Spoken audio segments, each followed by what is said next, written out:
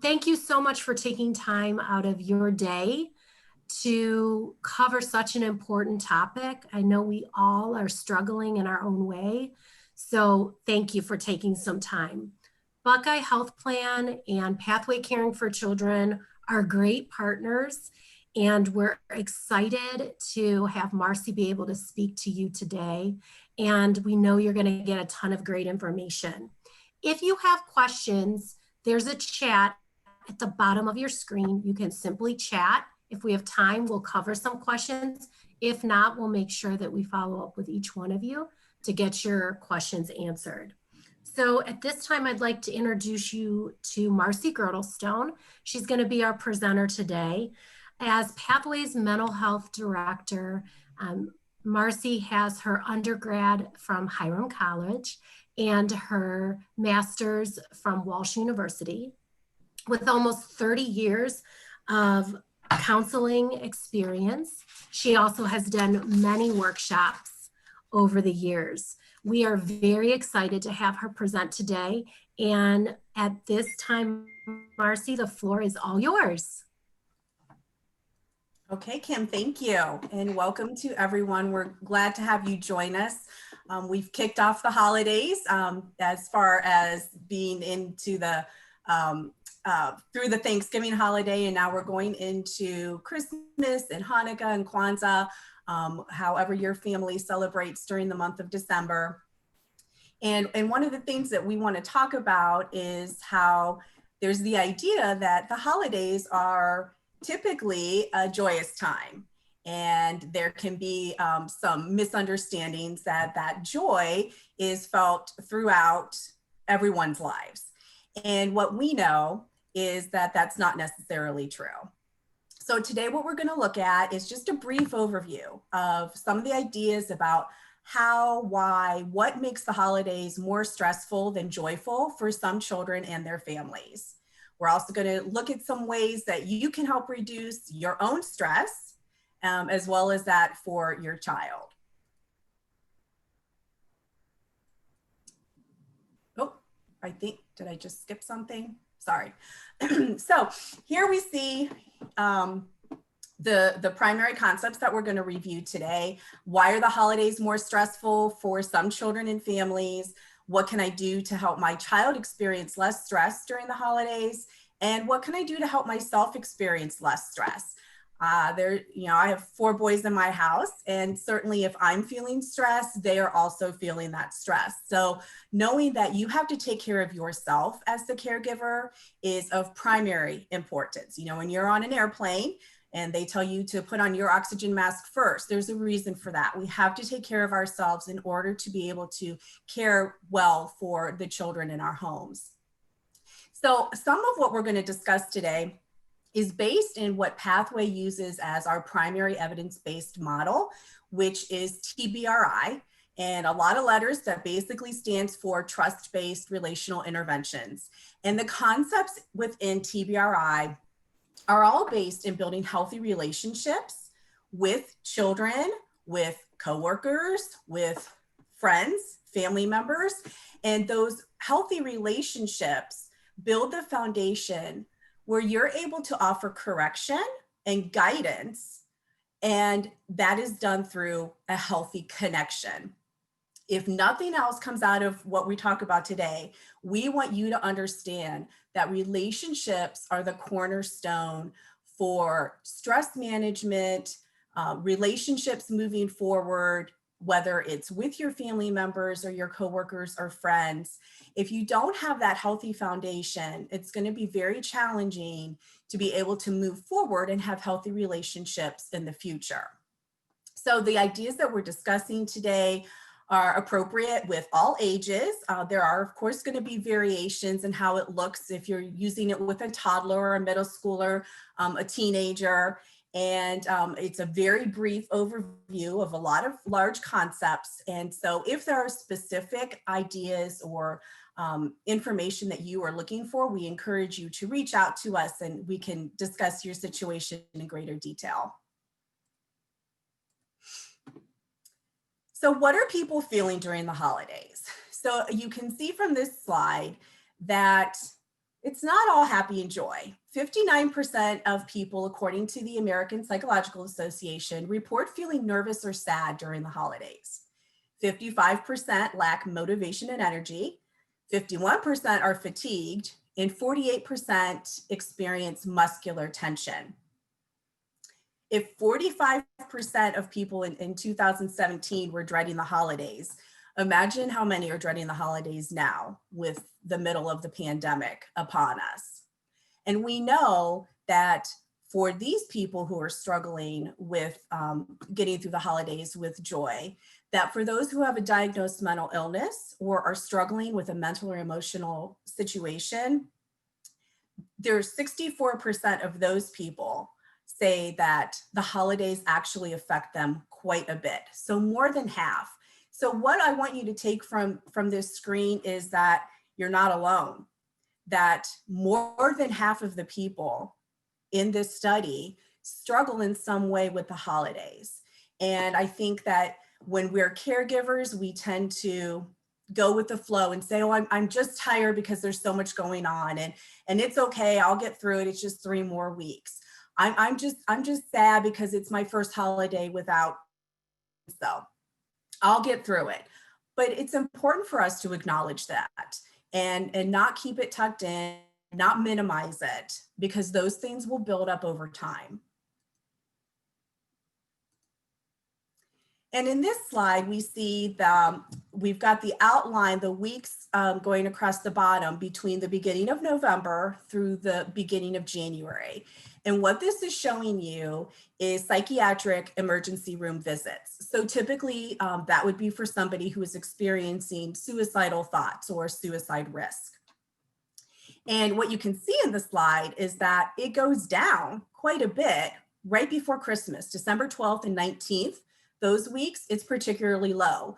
And the thought is that there's a lot of hubbub, people are active, they're connecting with others, and so there's not as much risk. But what happens then as soon as Christmas is over and January comes? And that let down from everything that we're looking forward to, and now the bills are coming in and the decorations are coming down, and it's still dark outside at 5 p.m. And it's harder because there's nothing to look forward to per se. So if it's supposed to be fun, why all of this stress? And well, we know, first of all, lack of time. How do we fit everything in? The kids are in school, we have to work, we've got, of course, now after school activities probably look a lot different, but it's all the time. And we have to get to grandma's house, and then we have to do mom's house, and then we have to do aunts and cousins. And how do we fit it all in? Sorry, lost my clicker.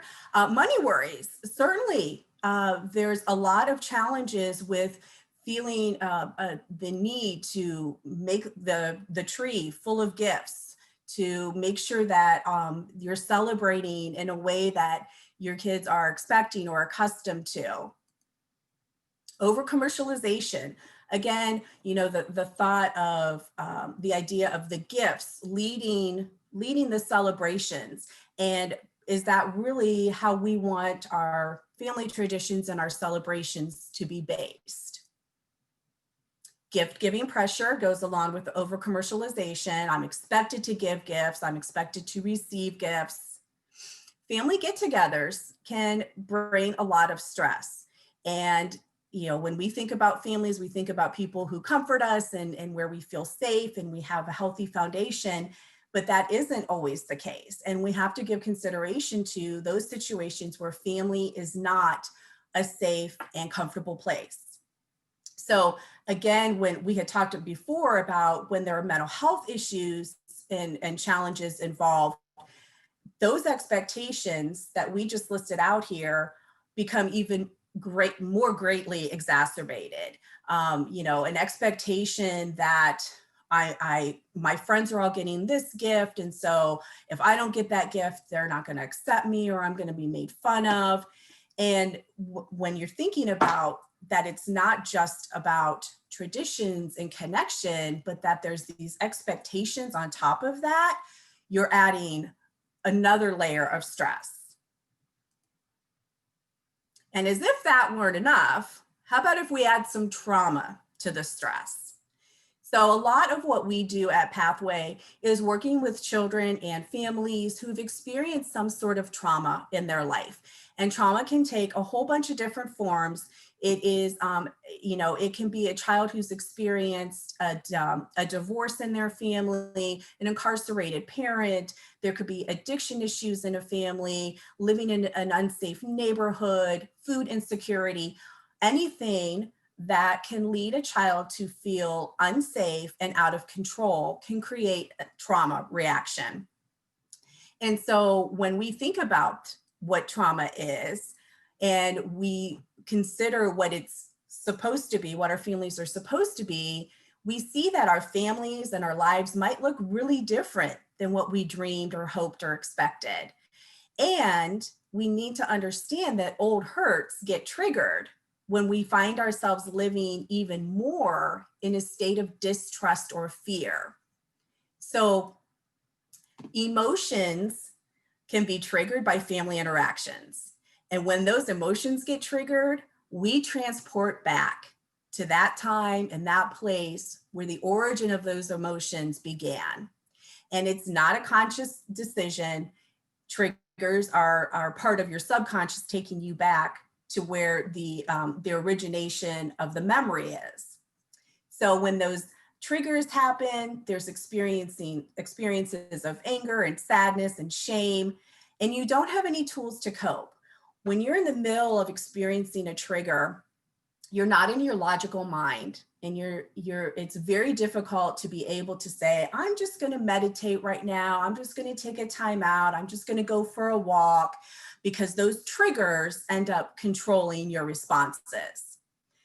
With children, with people who have a history of trauma, all of the stimulation, the people, the extra people, the chaos of the shopping centers and the schedules, the excess, so much food, so many gifts, so many people, it can all just be way too much. Sensory overload for those with a history of trauma, and even those without a history of trauma, but certainly it is more impactful when there is a history of trauma.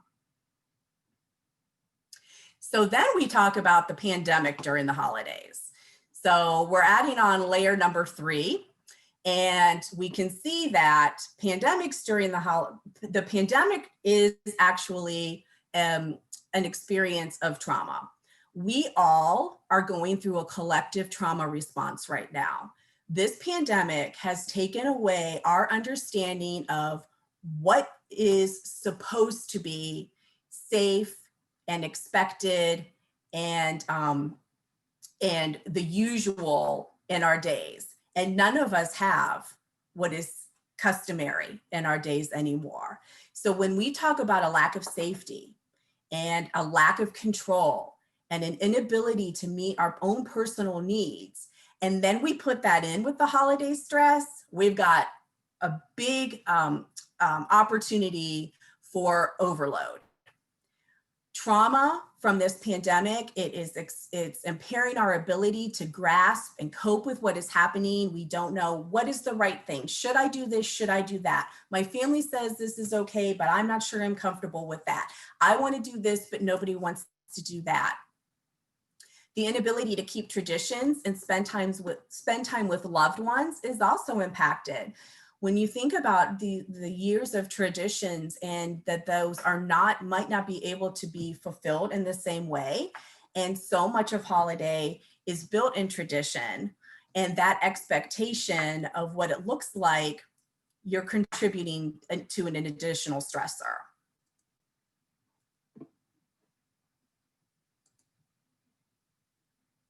Sorry, I had just a small glitch here. Okay, so why are the holidays so hard for traumatized kids? And many reminders happen that this is supposed to be the most wonderful time of the year. It's in songs, it's on signs, people are saying it, it's on cards. And though that can be true for some, it's not necessarily true for all. So for some, the holiday season can be filled with triggers such as songs, scents, rituals, sights. Those triggers are embedded in the memory of our brain, and they aren't necessarily brought about by discussing something or reading something to remind them. Typically, a trigger is brought on through your senses. So you may smell something that reminds you of a time that you experienced trauma. You may see something, maybe lights, the Christmas lights, or the crunching of snow, the sound of snow crunching, or a certain Christmas carol. And being aware that the environment itself can produce triggers is important to understand how the response then is going to be elicited from the child or even you as the caregiver. So during the holiday season, at all times, but during the holiday season, the need for a trauma-informed approach is really crucial. Understanding that walking into this room full of people and the smell of apple pie baking and the Christmas lights on might be very soothing for me and make me feel warm and comfortable. Somebody else may have a very different response. And so understanding how that could look for somebody else is important so that you can respond. Marcie, Yes, yes. your slide, when you had to reconnect your slides, Yeah. we see like we don't The see the one thing? slide as a full, yeah. Gotcha. Okay, Let's try that. Sorry. that's okay. They did flip on me. There we go. That's Okay. perfect. Thank you. Okay, thank you. There are things that we can't control. There are things about our kids' history we can't change. No matter how crazy our kids' behavior gets, especially during the holidays, there is a reason for it. And that's one of the primary ideas that I want you to understand as a result of today is there is a reason for behaviors. So in this situation, this poor boy, we need to understand that the whole season, holiday season, can be scary and uncomfortable for kids if they don't feel comfortable, safe, secure, or like they don't belong. And this goes back to understanding how each of us has a different response to an environment. And as you might look at an environment and say, well, this is very safe. We're safe here. This is comfortable and we're safe. We've been here before. Those words are not enough to bring safety, the idea of safety to a child. And so asking them, what do you need to feel safe right now, would be a question that would give you an idea of what your next step could be. So when a child doesn't feel safe or like they belong, they're not going to be on their best behavior. They aren't going to be interested in being polite or cooperative, and they're not going to care about social protocol. So think about yourself in a situation where you don't feel safe or comfortable. And is your first thought, am I using my manners? Am I behaving in an appropriate way? Typically, your first thought is, I have to make myself feel safe. I have to get to somewhere safe. I have to do something that will help me to feel safe. And especially if a child has experienced complex developmental trauma or they have attachment issues, this is going to be even more exacerbated. None of us are pleasant to be around when we're scared or placed in an unpredictable situation. And, we're looking for that exit. We're looking for that safe person or that safe situation to help it be better. And our kids aren't going to be any different. More likely than not, in these kinds of situations, they're going to ramp up behaviors in public and in private at home. And they might even try to intentionally sabotage things. And that's when we start wanting to pull our hair out saying, what's going on? Why is this happening?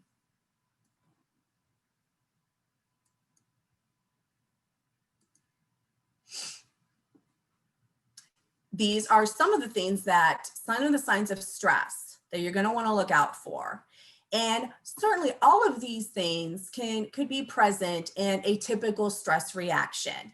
There are going to be times that children or we are experiencing additional stress in our lives. And that doesn't mean that it's necessarily um, clinical or extreme. But what you want to look for is these signs that something is going on. This is how your child's communicating with you. So an onset of frustration or irritability, difficulty sleeping, mood changes, more crying than usual, stomach aches, headaches, those physical symptoms can often be a sign that there's stress going on with children. They're going to feel it in their bodies, and they're not necessarily going to be able to tell you about it with words, but they're going to tell you about how their body's feeling. They could be less cooperative and complain more, and they also could just demand more attention. And they could do that through seeking attention in ways that we would rather they not do that, but stopping and saying, hey, have I spent much time with them today?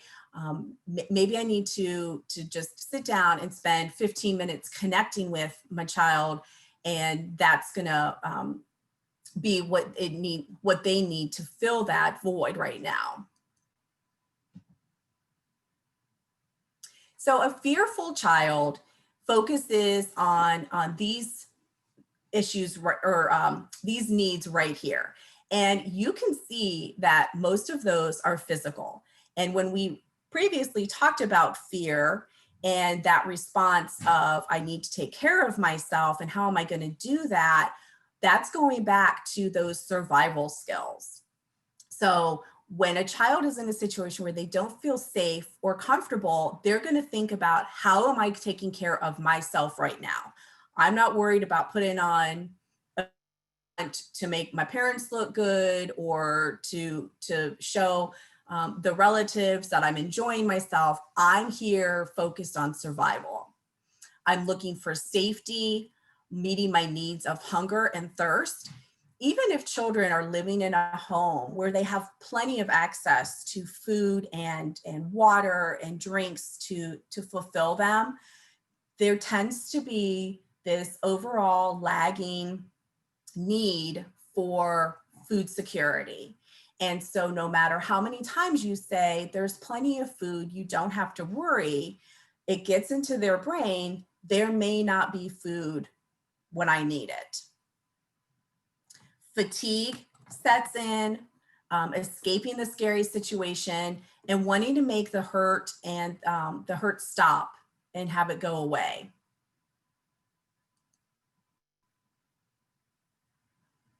All behavior is communication. And so when we think about how our children are behaving and that is the way that they are communicating with us, let's look under those behaviors again.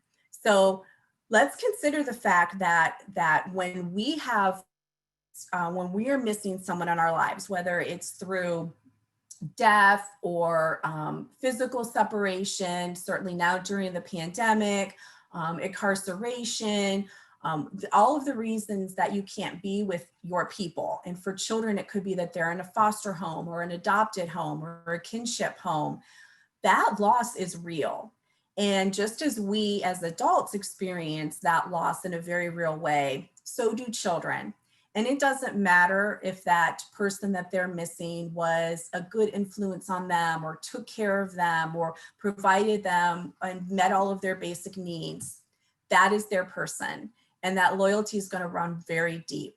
And so rather than negating how they feel about that person and, well, they didn't take care of you and now you're safe and now we're taking care of you, by helping them to embrace those feelings of loss that they're experiencing and normalize that for them, you're actually going to connect with them on a deeper level.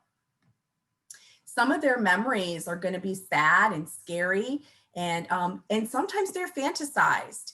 And it's hard to remember someone who's supposed to meet your needs as a negative person, because putting that person in that role, well, they're supposed to meet my needs, and yet they didn't. And being able to synthesize that in your brain and make sense of that doesn't often work. And so they will fantasize their relationship and their experience with that, and they can make it sound like it was much more pleasant than it really was. And that's a self-protective way of remembering and holding on to those memories. And so down here at the bottom, you simply see sort of how it plays out over time. And so it starts with that loss. And so there's the experience of the loss, and then the feelings of grief and anger, the sadness, and then you feel overwhelmed. And then could come the survivor's guilt of, why am I here? Why am I in this environment and others are not? The shame of experiencing that, feeling unworthy of your experience, and then questioning why. Why is this my experience? And so then you bring in the holidays where we're presenting gifts and bounties of food and interactions and activities where we're experiencing all these wonderful things. And if you think about this continuum here, and they're wondering, how am I worthy of this? And why is this for me and not for others? And then being able to accept those gifts is going to look a lot different.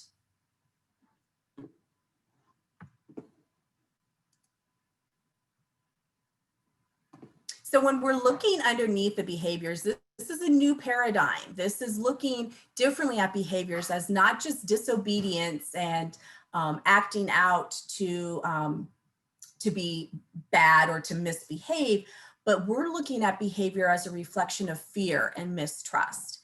And so when you think about toddlers and how they often struggle with keeping their behavior in line with what we as parents might like them to have, a lot of that is their exploration of understanding their environment and what is safe and what can they trust and where do they feel secure and where do they have the ability to take control.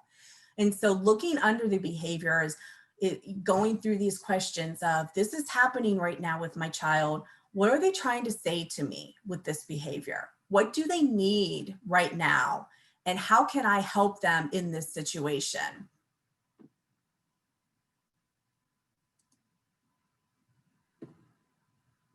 So a fear response can make a child do these things. It can make a child run away and hide. And that is your flight. When you hear about fight, flight, or freeze, when a fearful child is in flight, they're running away and they're hiding. That is how they're protecting themselves. They might lash out physically or verbally. That is your fight. They could get angry. They might cry. So these emotions are coming out. They might stonewall and become unresponsive. And that is your freeze. They might try to take control of the situation, which is often where we get a lot of the pushback between caregiver and the child, is when that control is trying to be taken back by the child rather than allowing the adult to remain in control. So just understand that fear will bully your child into poor behavior. And it's not necessarily, again, a conscious choice. I'm not saying that all behavior is unconscious, but some of it, when it is based in fear or mistrust, can be guided by this need to exert control and create safety in their lives. So what are some of the understandable behavioral reactions we might see? Be prepared for sadness and grief. And it's important to talk about your child's feelings through the season. And they may not know what these feelings are. And we know that with children, sadness and grief doesn't always look like tearfulness or how we typically believe an adult would respond to sadness and grief. And so naming that for them, if you see them feeling angry or lashing out, having a lot of frustration or impatience with something, you might be able to name that for them and say, I wonder if you might be feeling sad that we're not able to see grandma and grandpa for Christmas this year. and name that for them, and then allow them to tell you, no, that's not right. No, I don't think that's true. But it's going to put it in their brain, allow them to think, and they may end up coming back to it eventually. Give your children time and space to grieve. Grief takes many forms and it can be exhibited in a lot of ways. And so understand that we are also grieving a typical holiday season for us as adults. And so children they could very well be grieving this as well. So giving them time and space to experience those emotions is going to be really important for them and for you to build that connection with them. So you might see that they start reverting back to previous developmental behaviors. So, there might be tantrums where you haven't had tantrums for over a year. They could begin soiling themselves or bedwetting, becoming withdrawn or isolated, those temper tantrums, rebelliousness, complaining more than usual, and needing to be extra busy to avoid feeling. I think that we as adults can relate sometimes to that as a coping skill, that we'll just keep going, and then we won't be sad. And so children could be experiencing that same response, and you can help them name that as well. Remember the developmental age of your children. And this is not the same as their physical age necessarily, especially if they have experienced developmental trauma or a situation, certainly if there are genetic issues that play as well. But think about, what is their developmental age? If they are physically 12, but developmentally 8, expecting what you would of a 12-year-old is not going to be realistic. So understand, what is their developmental age? And so how more realistic expectation for that developmental age. It will help you to stay patient. And if you keep in mind that the challenges of the season, it'll help you be more patient if you keep in mind that these challenges that you're experiencing are also being experienced by your child. And it's hard because we have so much pressure on ourselves as the parents and the caregivers to make happen, to lay out that perfect holiday experience and make the magic come to life. And it can be very difficult to step out of that and consider how our child is experiencing it. Expressions of gratitude don't often come readily from kids from hard places. They're in survival mode, and that gratitude does not live in survival mode. So if you have a child in your home who's experienced trauma, consider that gratitude is not something that's innate, that is automatically going to come out. And so it's likely something that is going to need to be modeled and taught to them.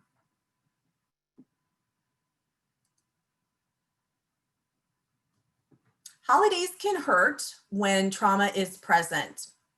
So consider that sometimes bringing family together causes verbal or physical fights. And that's the reality of some families when they get together. And so if you have a child in your home who has previously experienced that, that's going to be triggering to them. Sometimes people indulge in too much alcohol or substances when they're with their children, and that makes the behavior unpredictable and frightening. And so if a child is looking for a way to feel safe and trusting, that is not going to happen in an unpredictable environment like that. Sometimes there isn't money for presents or a special meal.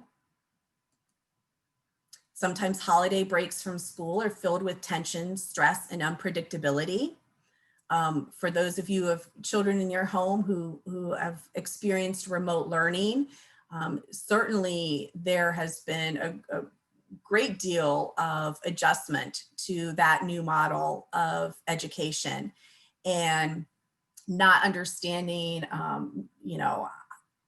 the nuances of the program that they're using, and how do I connect with my teacher? How do I ask questions? I no longer see my friends.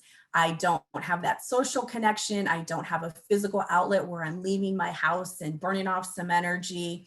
And that structure, that safety of school, where many schools have done a great job with still delivering meals, having meals available to children and families. But for those who haven't, that's a big loss. Sometimes the expectations of the holiday season creates immense disappointments for caregivers and their children. And so setting up those expectations at a realistic level for yourself and for the children is so important. Sometimes there's sadness that loved ones aren't around to celebrate. So what can I do for my child and for me?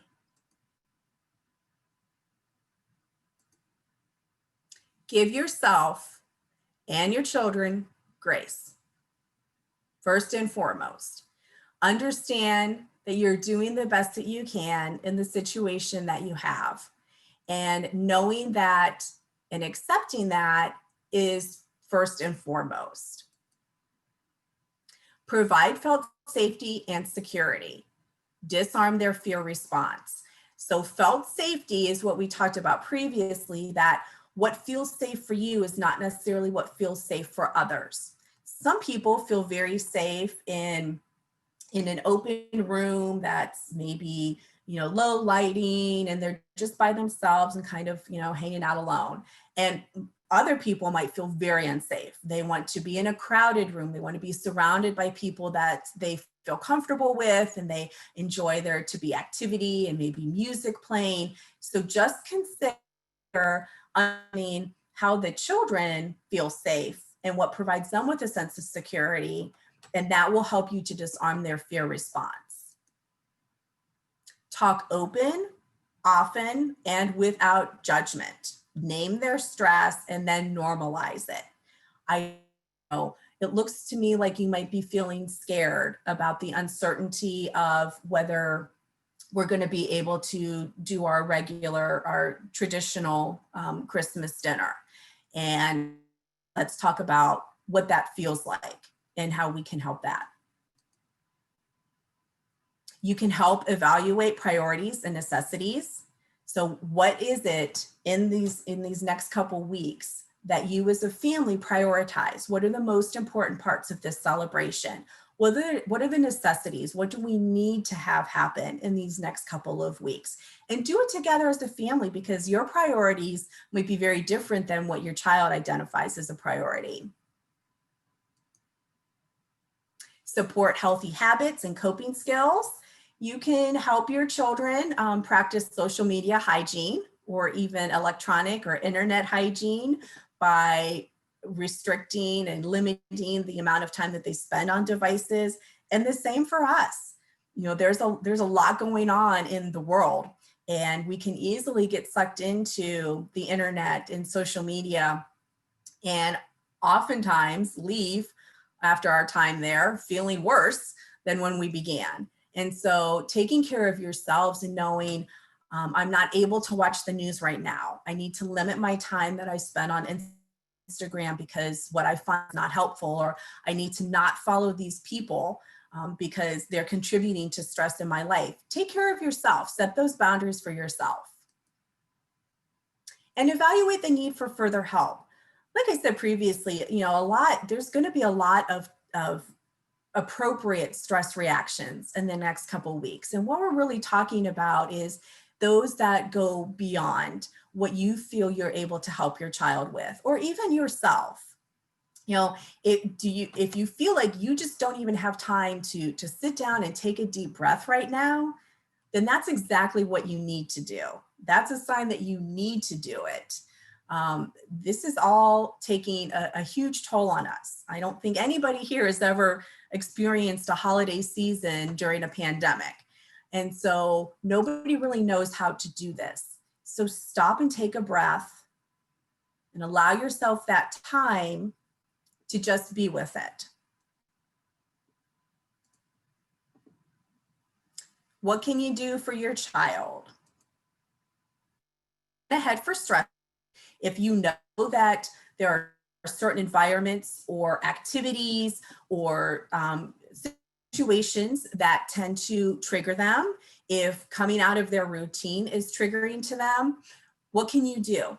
How can you plan ahead for that stressor? Letting them know that it's coming, making an exit plan, making a coping skill plan to get through it, but plan ahead for that stressor. Stick with routines as much as possible. It's so true that those routines give structure, consistency. They let them know what's coming next. Even for high schoolers, we do a therapy camp in the summer, and one year, about 5 years ago, we got so frustrated. Every 5 minutes, somebody was coming up and saying, when do we eat lunch? When do we eat lunch? When are we doing this? When do we go swimming? You know, we kept answering, we always have lunch at 12. We always have lunch at 12. And it finally occurred to me, why don't we put the schedule up? It's not a secret. So we put the schedule up on the door for the dining hall and for the dorms. And nobody asked us what was going on next because we provided them with the information they needed. They knew where they could access that. And they felt safe knowing that lunch is always at 12 o'clock and I can plan on that. Prepare the child for the holidays in your home. If this is a child who hasn't spent holidays before, let them know what's coming so that it's not a surprise for them. Prepare friends and family before you visit. Again, if this is a child who hasn't spent the holidays with you before, or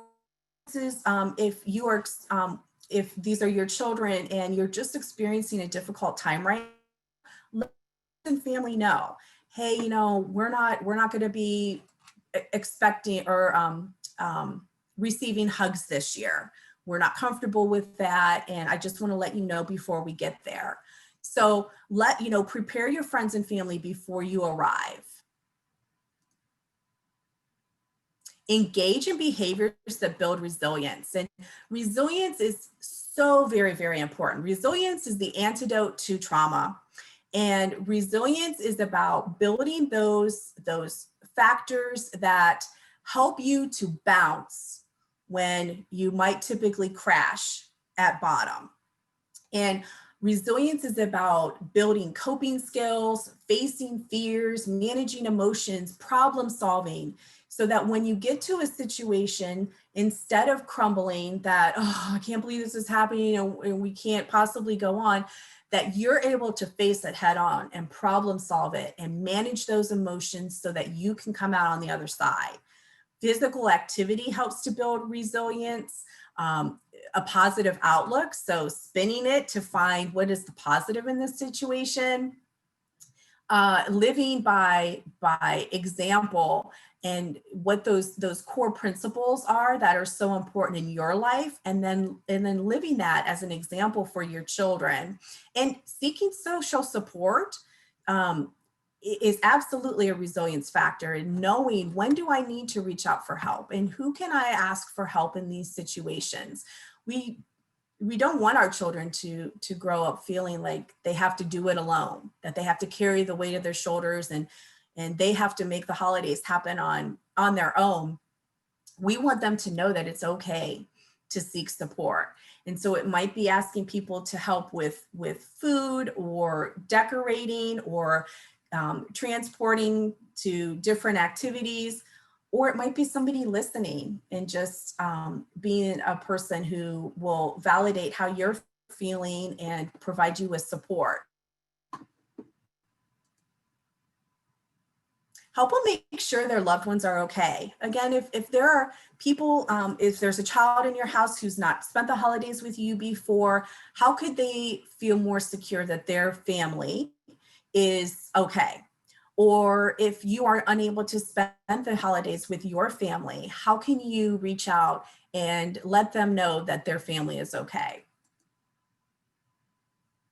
Understand and encourage their own traditions and beliefs. If they've come to your home with certain traditions that they always did, ask questions about that so that you can help them to share with you and show that that's important to you. Understand if they pull away. You know, it's hard. We want to comfort and provide emotional support, and sometimes that's not what's needed. And so sometimes simply asking, what can I do for you right now, will let them know that they can give you permission to hug them or to sit with them or to walk to the other room and just text them every 5 or to check on them. But ask them what they need and how you can help. Recognize and name the feelings. Again, feelings can get real jumbled up and they can start feeling all the same. You can do a search on the internet and find tremendous feelings wheels that will help break down feelings that, takes the basic ones of anger and sadness and fear, and then it brings it down into the core, into the root of what they're really feeling. And you can use that as a tool to help them really identify that core feeling. And what can I do for myself? Remember what makes you happy. When we get caught up in the holidays, we can become focused on what we're supposed to do or what makes other people happy. But what makes you happy? If you don't want to be Black Friday shopping, out there with all the other people, then don't do that. Even if it's an expectation, it's okay for you to set the boundary that this doesn't feel good for me this year and I'm going to step out of it. But what makes you happy? Take care of yourself in whatever way that looks. Take care of yourself by, okay, for the next 3 weeks, I'm going to my bedroom at 10 o'clock and I'm having quiet time. So if you need me before 10, I need you to do that now. Or I'm getting up a half hour early to do a meditation and drink my tea, and then I will help you get ready for school. But what does it look like to take care of yourself? Expect imperfection. It's okay if the star on the tree is, I had that conversation with myself yesterday. It's okay. It's not a big deal. It's all right. It can be crooked. Nothing's going to happen. It's okay if half the lights aren't lighting up. It's okay if we don't have a traditional meal this year. It's okay. Say no. Give yourself permission to say no. Know your own triggers and get creative with that. If you know that spending more than 90 minutes at the shopping mall is your limit, then you set that out ahead of time and say, so yes, I'm gonna take you to the mall, and at 6:30 then we will go and get dinner. So that you're getting creative with how you are managing your own triggers. Pre-plan your coping strategies. So the example I just gave would be a great way to do that as well. That can be your exit plan. Pre-plan your coping strategies. If this person shows up, then I'm going to do this. If this certain food is served, then I'm going to do this. And look for alternative ways to celebrate, which I feel like most of us, if not all of us, will be doing this year. That we're going to be looking for alternative ways to connect and bring those traditions to life. And maybe it's an opportunity to make new traditions and be okay with that as well.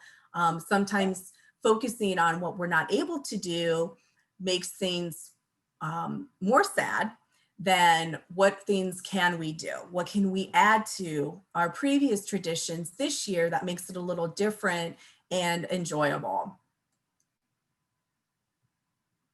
So this just shows you some tips for holiday resilience. And it says in the middle that 1 in every 4 adults reports feeling extreme stress during the holidays, according to the American Psychological Association. And so that circle around is how we build that resilience, how we surround ourselves with resilience. So we can ask for help. We can laugh out loud. It's very true that laughing is an enormous coping skill, and absolutely laughter is good for the soul. Listen deeply. So when your children want to talk, or if they want to talk, or a friend or a family member wants to talk, be fully present for them and listen to what they're telling you. Really connect with them. Connecting removes a lot of stress when you are connected to others, and it doesn't necessarily need to be physically in the same room, but connecting through a phone call or a video call reduces stress. Make time for a hobby. It's a great time to develop a new hobby, or I've seen a lot of puppies come home to families in the last several months. Practice self-calming techniques, whatever, again, that looks like for you. It could be a bubble bath, it could be a walk, it could be yoga or meditation, burning your favorite candle. Get rest. Rest is, it can't even be enough how important rest is. Rest is the time for your body and your mind to regenerate itself. So you have to allow yourself and give that a priority in your life to fully rest. And grow in gratitude. There's a lot of research that shows that those who practice gratitude and are actively grateful experience less stress and more joy. And role modeling that, not just for your children, but doing that for yourself, will have a profound effect on how you manage your own stress as well. So I will leave you just with this brief, overview of Pathway as an agency. Pathway is a trauma-informed and zero suicide agency. And basically what that means is Pathway staff goes above and beyond to train our staff in understanding trauma and its origins and its impact. And we know that there's tremendous impact, not just on the child as they're growing up, but it can tremendously impact the future of the child's life as well into adulthood. And so trauma-informed care helps us to understand what that looks like, and then help children through treatment take better control of their own lives. And Zero Suicide seeks to transform our healthcare system, how we are approaching suicide and caring for people who have indicated that suicide is something that they deal with, suicidal thoughts. So a part of Zero Suicide is accepting and acknowledging that suicide is preventable. And so putting into place within our agency screening and treatment that will help us to get to a zero base of suicide. You can see that we offer mental health services, adoption and kinship supports, as well as foster care. And we have 4 locations currently. So this is the conclusion of the program, and I believe Kim is gonna wrap it up for us. Yeah, sure. There are a few minutes, and I just want to look at chat real quick just to make sure we can't handle 1 or 2 questions. More for everyone, Jackie had put an 800 number for the Ohio Department Mental Health and Addiction Services, so please take a look at that. Someone wants to know if copies are going to be available, and I believe the answer is yes. We are recording this presentation, so if you check our website or our Facebook post, our Facebook site, you'll be able to see the presentation. Yep, Jackie answered that. Everyone said yay, they loved it.